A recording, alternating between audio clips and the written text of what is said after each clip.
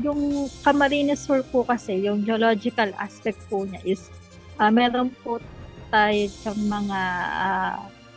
mga katabing fault and yung Philippine fault po natin. Tapos yung meron po tayong mga local na mga fault po dyan sa area po na yan. Tadtad ng mga pabilog na kulay pula ang mapang ito ng Philippine Institute of Volcanology and Seismology o PHIVOLCS. Ito ay ang mga lugar na naitala ang mga lindol sa bahagi ng Ragay sa Camarines Sur mula pa noong buwan ng Hunyo.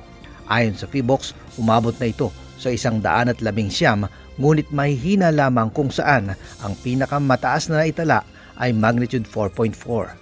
Ang tawag dito ng PHIVOLCS ay earthquake swarm.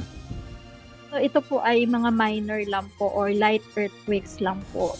Hindi po siya nagkakaroon ng parang main shock or malaking earthquake, kundi parang nagka-cluster lang po siya sa isang area po. Na definitely po in times nawawala din po siya. Pero po mag-o-occur pa din po siya in a few days. Magkakaroon pa rin po ng mga activities po dun sa area. Pero in time po, medyo mawawala din po siya. Dati na ring nangyari ang earthquake swarm sa Camarines Sur noong 1993 at 2021.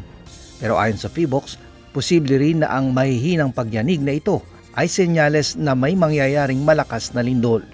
So dahil po nagka-earthquake swarm doon sa area, gumagalaw po yung